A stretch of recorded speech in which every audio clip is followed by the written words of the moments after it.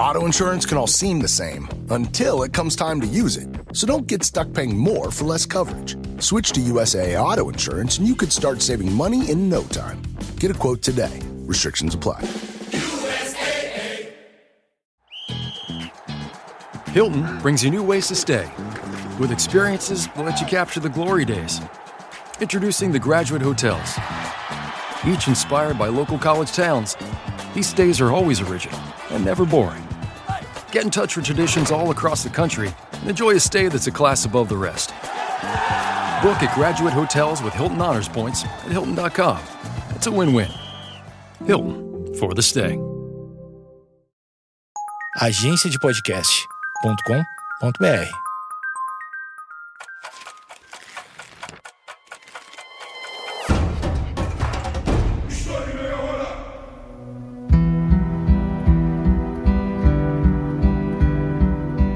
Como uma doença quase dizimou todo um continente. Como que a morte ajuda a explicar a sociedade?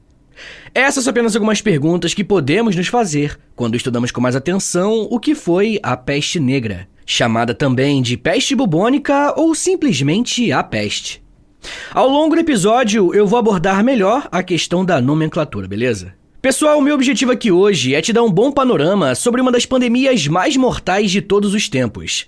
Como sempre, eu quero lembrá-los que eu me baseio em fontes e autores confiáveis que você pode e deve consultar na descrição do episódio. Primeiro temos que falar sobre o que estava acontecendo na Idade Média até o início da peste, ali no século XIV. No início da Idade Média, a Europa se tornou praticamente rural, e nesse processo a posse da terra se tornou um marcador de riqueza. E por consequência, a agricultura virou a principal atividade econômica. Essa mudança é fundamental para entendermos o sistema feudal, e é daí que veio o nome feudalismo. Uma organização econômica, política e social baseada na terra, o feudo. Mas beleza, o que era o feudo? Pessoal, uma grande propriedade rural que abrigava o castelo, as aldeias, as terras para o cultivo e bosques e pastos é o que nós chamamos de feudo. Nessa sociedade, diferentemente da atual, não existiam classes sociais, mas os chamados estamentos. Em geral, os historiadores especialistas em Idade Média não usam muito o termo classe para analisar esse período, porque eles acreditam que esse é um conceito criado para dar conta da realidade contemporânea, a partir do século XIX. Em geral, usamos o termo estamento porque ele indica que não havia mobilidade social, ou seja, um determinado grupo social dificilmente subia a pirâmide e se tornava um grupo social mais elevado. Por exemplo, a sociedade medieval era composta basicamente por 3 estamentos: a nobreza, o clero e os servos. Um servo muito dificilmente se tornaria parte da nobreza. Se ele tivesse nascido como um servo, é quase uma certeza que ele morreria dessa forma. A nobreza era o grupo proprietário de terras, e os nobres donos de terra eram os senhores feudais. A função deles era aplicar as leis, conceder privilégios, comercializar, administrar a justiça e até mesmo declarar guerra ou paz. Como vocês devem ter percebido, eles tinham bastante poder, né? Os reis possuíam prestígio junto à nobreza, mas, de fato, não tinham um forte poder político. Ao contrário do que se pode imaginar, a figura de um rei poderoso e com poder centralizado em si não está relacionada à Idade Média. Por esse motivo, uma outra característica da Idade Média, e que é muito importante, é que o poder político na Europa é bastante descentralizado, ou seja, cada senhor feudal poderia criar as suas próprias regras e até mesmo as suas moedas. O clero era formado por diferentes membros da igreja. Com o fim do Império Romano, a Igreja Católica alcançou muito poder e se tornou a instituição mais importante da Idade Média. E isso não se deu apenas no campo da fé, mas também no econômico, uma vez que a igreja detinha uma enorme quantidade de terras. Os mosteiros medievais também tiveram um papel fundamental na preservação e conservação de manuscritos sobre literatura, filosofia e ciências. É evidente, porém, que a igreja também usou desse poder para silenciar algumas vozes. O terceiro estamento era o dos servos, e é importante a gente ter em mente que servos não é a mesma coisa que escravos. A relação de trabalho de um servo era baseada na lealdade com o senhor feudal. E é claro que os servos também estavam presos à terra. Como eles não tinham condições de serem donos da propriedade, eles passavam a trabalhar ficando submetidos a diversos deveres, serviços e, claro, impostos. Por outro lado, o senhor feudal deveria proteger os seus servos de possíveis ataques. Mas é importante a gente tentar imaginar o contexto medieval, tá? Afinal, as condições de vida não eram boas nem mesmo para os nobres. Isto é, nem mesmo a nobreza vivia de forma muito luxuosa. Pessoal, mesmo sendo muito influente, a Igreja Católica sofreu um grande baque no século XI por conta do grande cisma do Oriente. Na parte final do Império Romano, no caso o Império Romano do Ocidente, o cristianismo se tornou a religião oficial do Império. E logo em seguida, Roma foi ocupada pelos estrangeiros e o Império Romano do Ocidente deixou de existir. Só que nessa época, o lado oriental do Império sobreviveu, sob o nome de Império Bizantino, ou até mesmo Império Romano do Oriente. Eles permaneceram cristãos, e acontece que no século X para o século XI, os imperadores bizantinos entraram em conflito com a autoridade do Papa. Afinal, quem é a maior autoridade, o imperador ou o Papa? O cisma, que significa divisão, pode ser explicado que, no Oriente, o cristianismo vai ser liderado pelo imperador e não pelo Papa. Essa foi a formação do cristianismo oriental, bem diferente do cristianismo ocidental, com a centralidade no Vaticano e na figura do Papa. Uma outra questão religiosa bem importante para a Idade Média, e essa já é mais conhecida, foram as cruzadas. As cruzadas foram uma série de expedições militares cristãs que ocorreram durante a Idade Média, com o objetivo dos cristãos tomarem de volta a Jerusalém, que era considerada a Terra Santa. Por conta do avanço do islamismo, essa região estava sob o controle de reinos muçulmanos. Essas campanhas militares foram realizadas entre os séculos XI e XIII e foram iniciadas pelo Papa Urbano II no ano de 1095. Nesse ano, ele convocou os cristãos europeus a lutarem contra os muçulmanos. Ao longo dos anos, várias cruzadas foram lançadas, com diferentes objetivos e com diferentes lideranças. A primeira cruzada foi a mais bem-sucedida, resultando na conquista de Jerusalém no ano de 1099. As outras cruzadas não tiveram tanto sucesso, e a posse da Terra Santa mudou de mãos várias vezes durante os séculos. As cruzadas tiveram um grande impacto na história europeia e mundial, pois trouxeram consigo uma série de mudanças culturais, políticas e sociais. Uma dessas transformações foi o aumento do comércio e o contato entre o Oriente e o Ocidente, em um processo que vamos chamar de renascimento do comércio e da economia europeia. E olha, com base no tema do episódio, podemos dizer que esse novo levante comercial foi responsável pela quase destruição de toda a Europa. That's your money saying it's time for a McDonald's run. Because with new McValue at McDonald's, you get more than you expect. Like buy a 6-piece McNuggets and add a McChicken for just $1. Your money says let's go. Get more than you expect with new McValue. Prices and participation may vary. Valid for item of equal or lesser value. This episode is brought to you by Indeed. When your computer breaks, you don't wait for it to magically start working again. You fix the problem. So why wait to hire the people your company desperately needs? Use Indeed's sponsored jobs to hire top talent fast. And even better, you only pay for results. There's no need to wait. Speed up your hiring with a $75 sponsored job credit at Indeed.com/podcast. Terms and conditions apply.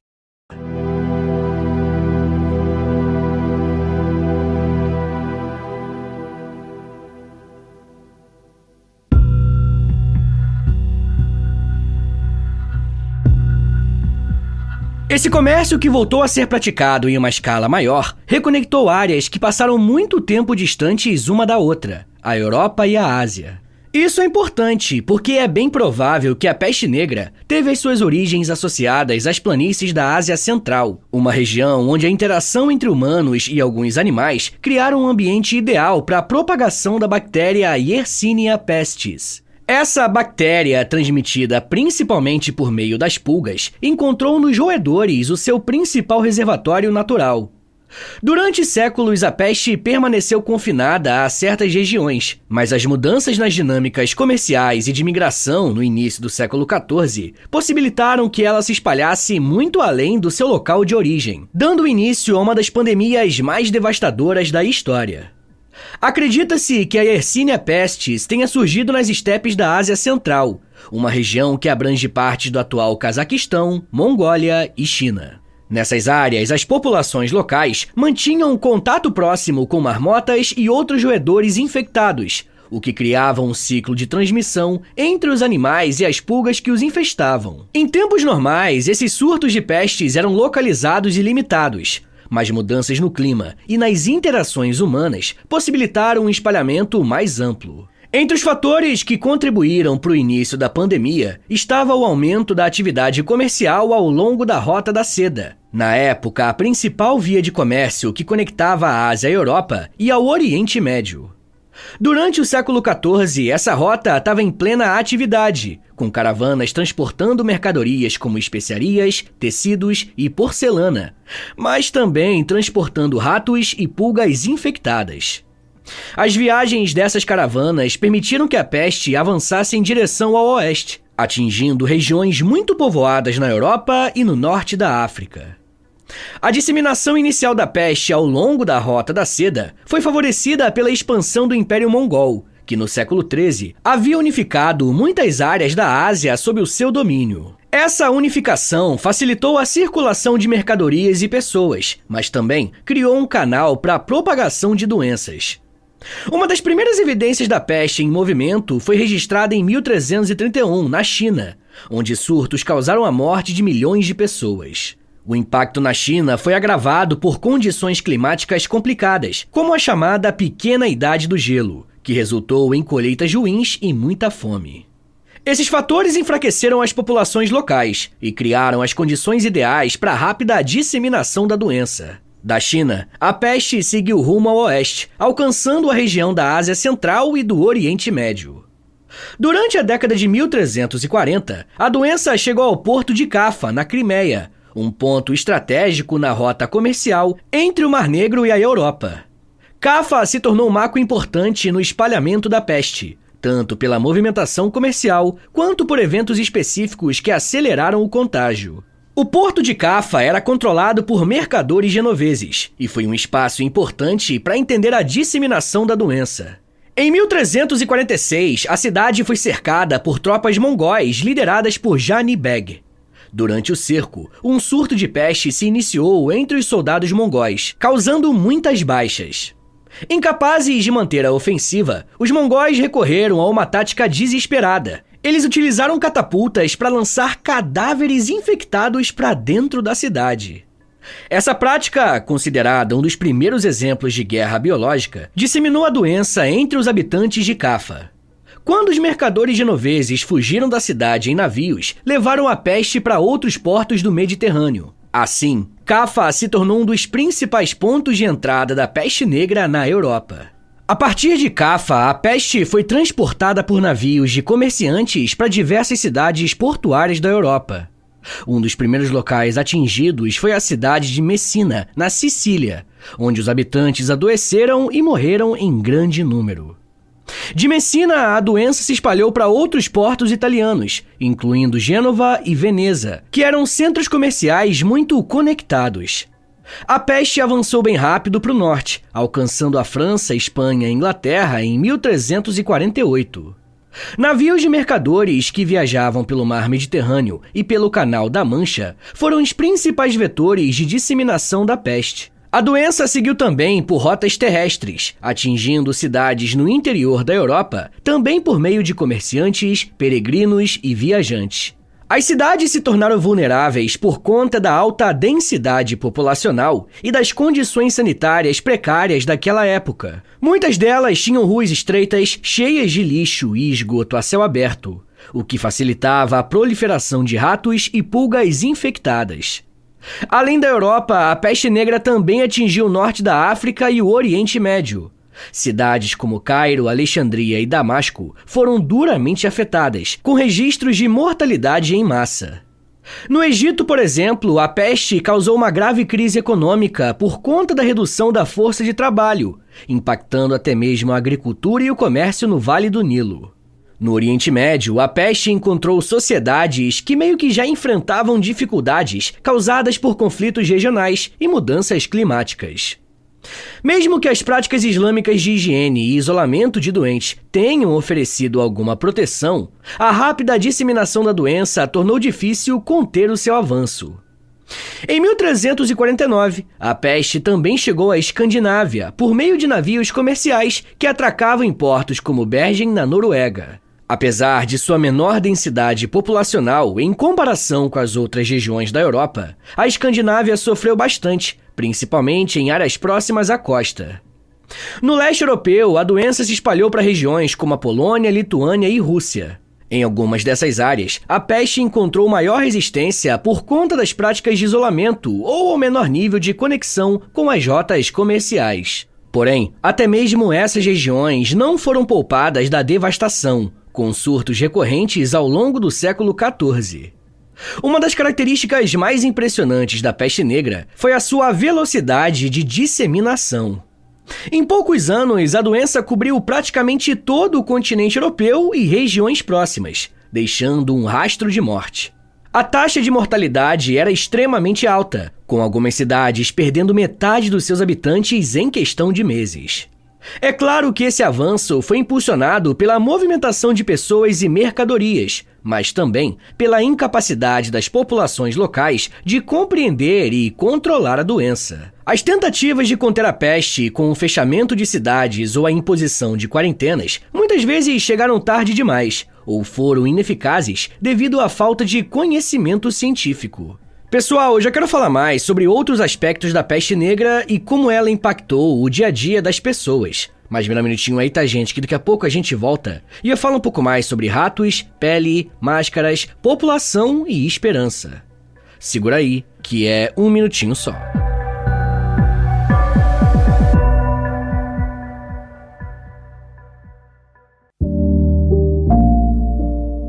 Fala pessoal, eu tô passando aqui rapidinho porque eu tenho uma ótima notícia pra você que curte meu trabalho. Eu acabei de lançar um canal no YouTube, senhores. O canal se chama História com Prof. Vitor Soares e toda sexta-feira tem um vídeo novo do quadro do canal chamado História em 10 Minutos. É isso mesmo, você que gosta do História em Meia Hora, você provavelmente vai gostar do História em 10 Minutos. Eu fiz um grande resumão no estilo que você que me acompanha conhece bem, né? A diferença é que lá eu tive o apoio visual dessa vez, né? Eu pude colocar imagem, vídeo, tem a minha cara falando, tem a minha fuça. Então até pra você que é curioso e quer saber como que é a minha cara, vai lá no YouTube e confere. Eu sou feio, mas eu sou limpinho, gente. Eu tô muito animado com esse projeto, então eu quero te pedir essa ajuda, tá bom? Vai lá no canal, o link tá na descrição desse episódio, curte os vídeos, comenta qualquer coisa, bota um emoji, aquela palminha, tá ligado? Comenta aquela palminha, tá ótimo. Se inscreve, obviamente, tá bom, gente? Eu quero muito que dê certo, então eu conto com a ajuda de vocês, tá bom? Então é isso, gente, eu espero vocês no meu canal no YouTube, o História com Prof. Vitor Soares. Toda sexta-feira tem vídeo do História em 10 Minutos, o link tá na descrição. Valeu, gente!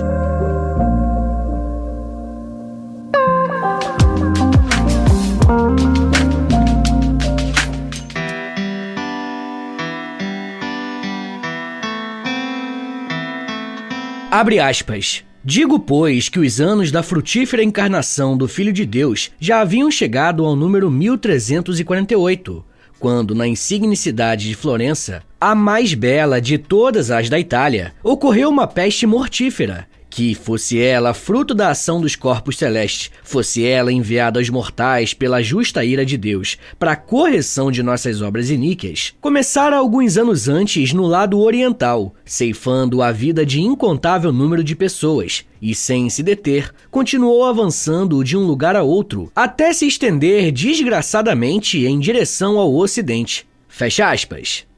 As palavras que você acabou de ouvir foram escritas por Giovanni Boccaccio, que escreveu em 1351 um livro chamado Decameron. O Decameron é um livro que retrata 10 dias em que 7 mulheres nobres se juntam a 3 homens nobres para fugir de Florença, cidade que está tomada pela peste negra em 1348. Durante esses dias, contam histórias uns aos outros para passar o tempo. A obra, por si só, renderia um episódio à parte, até mesmo por conter uma espécie de quebra de paradigmas medievais, como a relação com a sexualidade. E pessoal, eu quero falar mais sobre isso com os apoiadores do podcast. Se você quiser ouvir esse episódio exclusivo e os outros mais de 180 episódios que já tem por lá, basta assinar o apoia.se/História em Meia Hora, porque além de você receber um monte de conteúdo exclusivo, você também ajuda o meu trabalho a continuar de pé. Bom, como já vimos, a peste negra foi causada pela bactéria Yersinia pestis e foi uma das doenças mais mortais de toda a história. Durante a pandemia do século XIV, ela se manifestou de diferentes formas, sendo as mais comuns a peste bubônica, a septicênica e a pneumônica. Cada uma delas apresentava sintomas específicos e níveis diferentes de transmissibilidade e letalidade. Mas todas elas tinham em comum a rapidez com que causavam a morte e o terror que despertavam na população. A forma mais comum da peste negra foi a peste bubônica. Essa forma da doença tinha esse nome por conta da formação de bubões, que eram inchaços cheios de pus, que surgiam nas áreas do corpo onde os gânglios linfáticos estavam concentrados, como pescoço, axilas e virilha.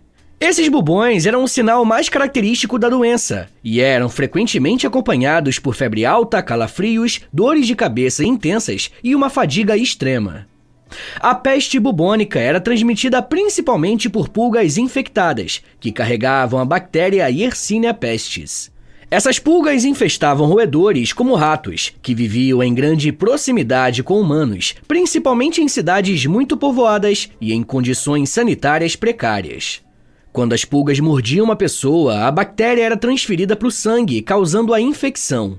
O tempo entre a infecção e o início dos sintomas era geralmente curto, variando de 2 a 7 dias. Isso tornava o controle da disseminação da doença ainda mais difícil, pois as vítimas espalhavam a peste antes mesmo que os seus sintomas fossem identificados. Sem tratamento adequado, a peste bubônica tinha uma taxa de mortalidade altíssima.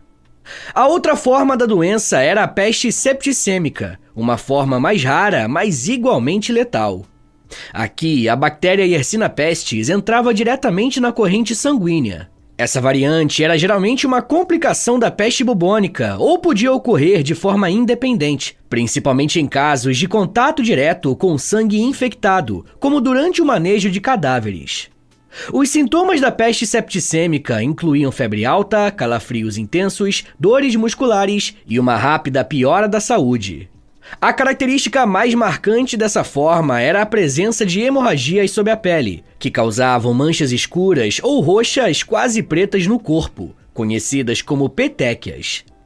Essas manchas eram resultado da coagulação do sangue nos vasos menores, levando à necrose dos tecidos. A septicemia avançava de forma rápida, muitas vezes matando a vítima em menos de 24 horas após o aparecimento dos primeiros sintomas. Com uma taxa de mortalidade próxima de 100% na ausência de tratamento, a peste septicêmica era virtualmente impossível de ser combatida pelos médicos da época. A terceira forma da doença era a peste pneumônica, e era a forma mais contagiosa da doença.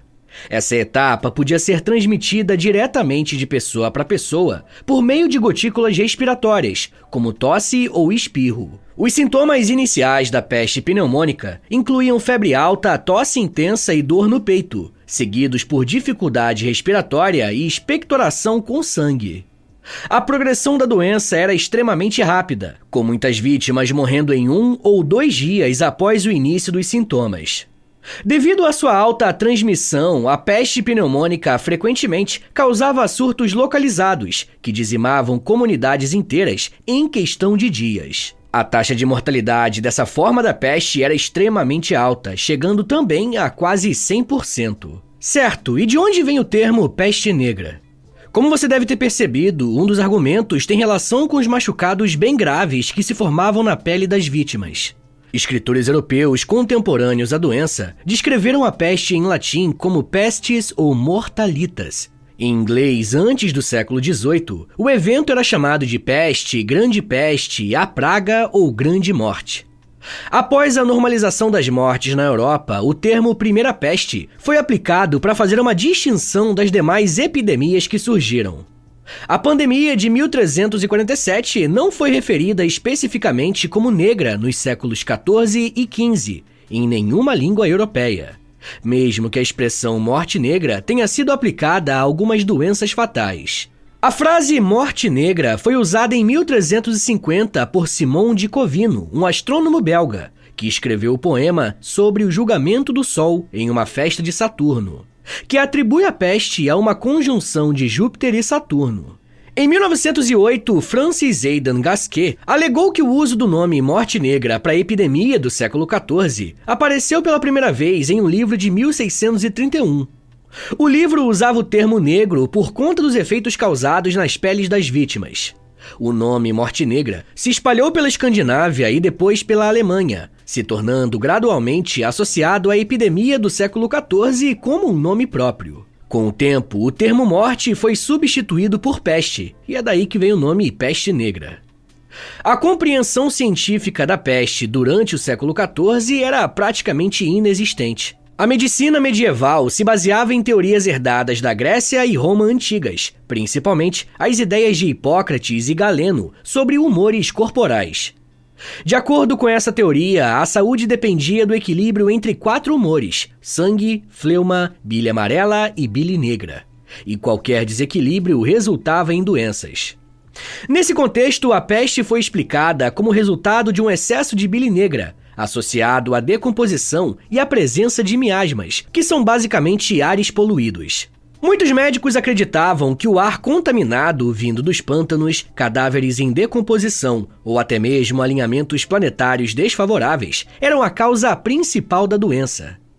Essa teoria levou ao uso de máscaras com bicos alongados com ervas aromáticas e incensos na ponta, na tentativa de purificar o ar e proteger os médicos e enfermeiros. Nesse sentido, o diagnóstico da peste era baseado em observações superficiais e na identificação de sintomas como febre, bubões ou manchas escuras na pele. Como vocês devem imaginar, a falta de compreensão sobre os mecanismos reais de transmissão dificultava qualquer tentativa eficaz de controle ou tratamento. Essas tentativas eram muitas vezes baseadas em práticas supersticiosas. Entre os métodos comuns estavam a sangria, que buscava equilibrar os humores. Também era comum o uso de compressas feitas com ervas, vinagre ou excrementos de animais, aplicados diretamente nos bubões. Esses tratamentos não apenas falhavam em curar os pacientes, como pioravam a infecção. Outras práticas incluíam o uso de amuletos, orações e exorcismos, dando a entender que a peste era uma punição divina ou resultado de forças sobrenaturais. Alguns médicos recomendavam dietas especiais ou banhos frios, enquanto outros sugeriam que as pessoas evitassem qualquer tipo de exercício físico ou emoções fortes, pois acreditavam que poderiam aquecer o sangue e piorar a doença. As medidas preventivas incluíam a queima de incensos e ervas aromáticas para purificar o ar, e também o isolamento de doentes que às vezes eram confinados em suas casas ou em hospitais improvisados. Embora essas práticas fossem rudimentares, algumas medidas, como a quarentena, provaram ser parcialmente eficazes na redução do espalhamento da doença. Uma das principais dificuldades enfrentadas pelos médicos medievais era a falta de meios para diferenciar entre as 3 formas da peste. Como os sintomas muitas vezes se misturavam, diagnósticos precisos eram impossíveis. Além disso, o fato da peste pneumônica ser transmitida diretamente entre humanos criou surtos repentinos e mortais, que eram muitas vezes confundidos com pragas mágicas ou intervenções divinas. Essa falta de clareza sobre os diferentes tipos da doença contribuiu para o pânico generalizado e a ineficácia das respostas médicas e sociais.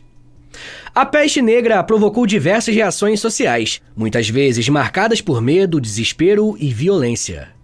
O medo do contágio levou muitas pessoas a abandonar os seus familiares, deixando doentes sozinhos em suas casas. Em alguns casos, famílias inteiras eram trancadas em suas residências para impedir a disseminação da doença, resultando em mortes isoladas e coletivas. Ao mesmo tempo, a busca por bodes expiatórios se tornou uma das características das respostas sociais. Judeus, leprosos e outros grupos marginalizados foram acusados de causar a peste, seja por envenenamento de poços ou por práticas mágicas. Essas acusações levaram a perseguições em massa, com comunidades inteiras sendo massacradas ou expulsas de suas terras.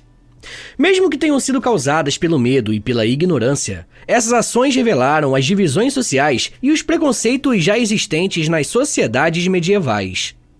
Os governos medievais também tentaram responder à crise.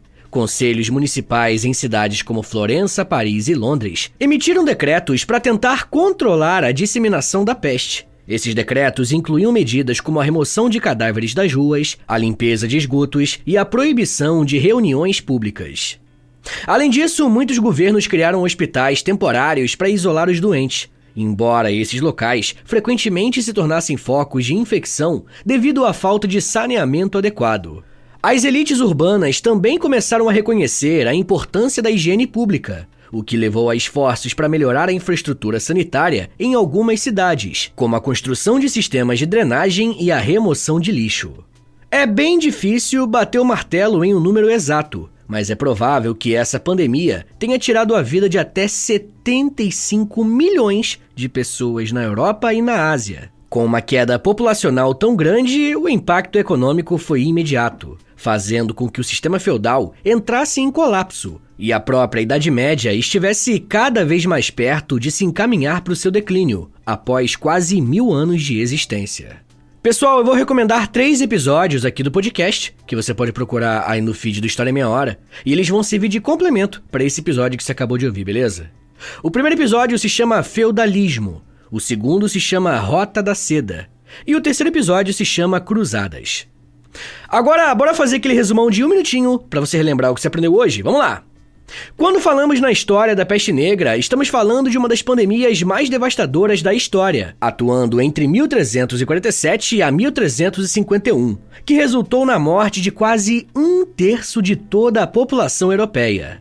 Causada pela bactéria Yersinia pestis e transmitida por pulgas de ratos infectados, a doença teve origem na Ásia Central e se espalhou rapidamente para a Europa por meio de rotas comerciais. A peste apresentava 3 formas principais, a bubônica, a septicêmica e a pneumônica, sendo todas muito letais. Os sintomas incluíam febre alta, dores fortes, inchaço no corpo e em seguida a morte em poucos dias. A falta de conhecimento médico na época levou a explicações baseadas em fatores religiosos e sobrenaturais, como punições divinas, o que agravou o pânico e a desordem social. Medidas de contenção, como quarentenas, foram implementadas, mas sem muita eficácia. Além do impacto na queda populacional, a peste negra teve profundas consequências econômicas, sociais e culturais. A redução da força de trabalho aumentou os salários e enfraqueceu a estrutura feudal.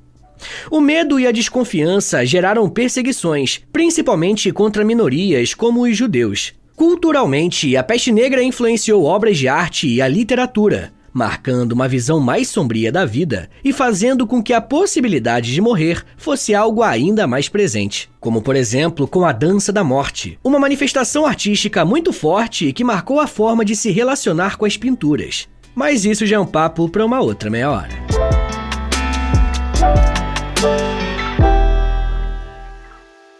Senhores, muito obrigado por terem ouvido até aqui. Meu nome é Vitor Soares, eu sou professor de História e você acabou de ouvir o História em Meia Hora. Se você quiser ajudar o meu trabalho a continuar rolando e receber conteúdos exclusivos como recompensa, considere assinar a nossa campanha de financiamento coletivo, nosso Apoia-se. É apoia.se/História em Meia Hora, o link tá na descrição também. Com R$10 por mês você recebe episódios exclusivos, já tem quase 200 episódios lá no aplicativo do Apoia-se e toda semana você recebe mais um. Com R$20, além das recompensas anteriores, você também recebe acesso ao nosso Clube do Livro. E com R$30, além das recompensas que eu já falei, você recebe acesso ao meu Close Friends no Instagram, onde eu publico curiosidades históricas todos os dias. Se você tiver alguma dúvida em relação ao apoio, é só falar comigo através do meu e-mail, que também é o meu Pix. Então, se quiser dar uma força, anota aí. É historiaemmeiahora@gmail.com. Eu comecei um canal no YouTube recentemente, o nome é História com Prof. Vitor Soares. Eu tô postando vídeos de história lá, e toda sexta-feira tem um quadro que eu acho que você vai gostar, que é o História em 10 minutos,